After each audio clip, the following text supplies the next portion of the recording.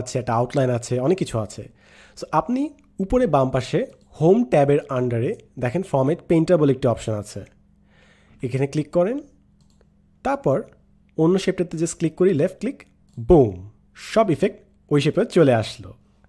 মনে করেন আপনার এই শেপের যে ইফেক্টগুলো আছে ওটা অন্য একটা স্লাইডে নিতে চান, আবার ফরম্যাট পেইন্টারে ক্লিক করলাম, তারপর নিচে স্লাইডে গেলাম, ক্লিক, বুম, আমাদের সেম ইফেক্ট চলে আসলো।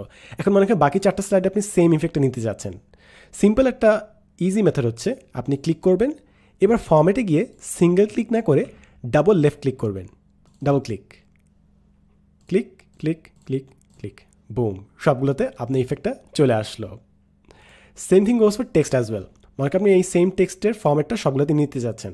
সো পুরো টেক্সটটা সিলেক্ট করেন আগে, ফরম্যাট পেইন্টার ডাবল ক্লিক, এরপর left click, select, boom, left click, select, boom, left click, select, boom, left click, select, boom, ডান।